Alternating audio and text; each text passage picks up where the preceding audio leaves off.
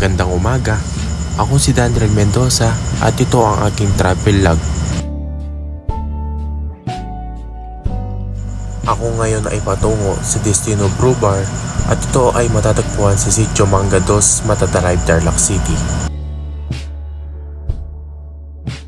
Ako ay nakatira sa Cantarilla Street, Block 4, Barangay San Manuel, Tarlac City. Ako ay papunta sa aming kanto.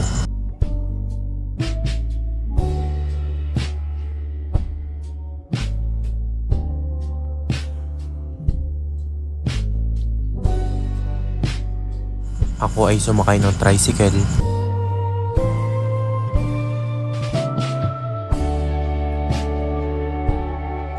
Nagbayad ako ng 20 pesos para sa aking pamasahe. Sa aking pagbaba, ako ay muling nagabang at naghintay ng aking masasakyan papunta sa aking pupuntahan. Noong ako ay nakasakay na, sinabi ko sa tricycle driver na ako ay pupunta sa Matadalive. Bago ako makapunta, dinaanan ko ang Barangay San Jose at Barangay Maliwalo at ang aking pamasahe 100 pesos. Kapag ikaw ay malapit at nilagpasan mo ang trako ng Mabuhay Matadalive, agad mo ito makikita at mayroong nakalagay sa kanilang panlabas na disenyo na ikaw ay nasa Destino Brew Bar.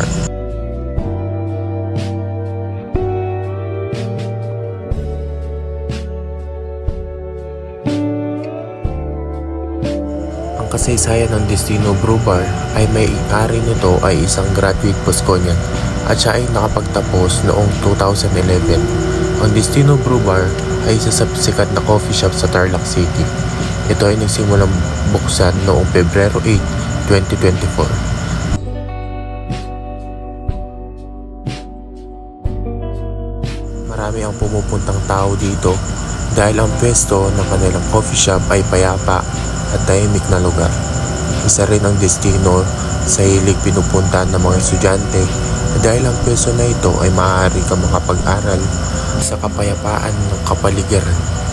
Ang kanilang tradisyon at paniniwala ay kapag ikaw ay pumunta sa kanilang coffee shop, ikaw ay makakapag-isip ng payapa at matiwasay dahil ang kapaligiran nila ay puno ng mga halaman at mga puno. Isa rin sa kanilang tradisyon ay makapagbigay ng ngiti sa kanilang customer. Dahil ang kasiyahan ng customer ang kanilang matamis na hinahangad sa kanilang serbisyo.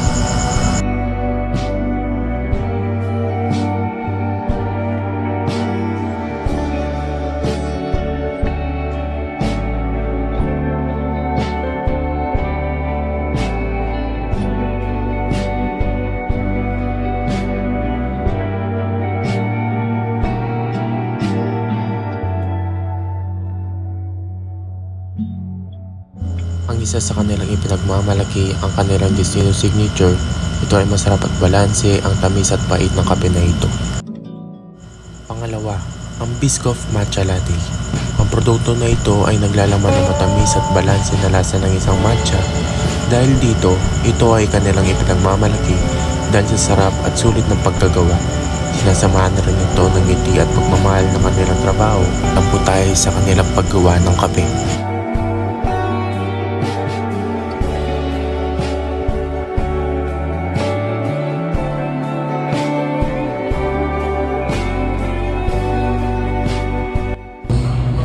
Ako nga pala si Daniel Mendoza na nag-aaral sa Don Bosco Tarlac. Ngayon magtatanong tayo sa isang barista dito sa Destino Brew Bar. Sir, maaari ko po bang maihiyang yung permiso sa pagbibidyo? Yes. Saan nagmula ang pangalang Destino? Based sa sinabi ng boss ko, Destino, the word Destino.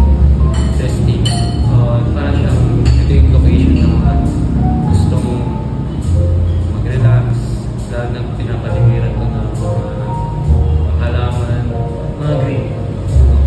And syempre, wala na yung coffee natin. Kailan po nag-open yung Destino? Noong February 8, 2024, last year. Paano pumatok ang Destino po? Since through social media, mga posts namin, and syempre yung quality ng drinks, and syempre yung pag-serve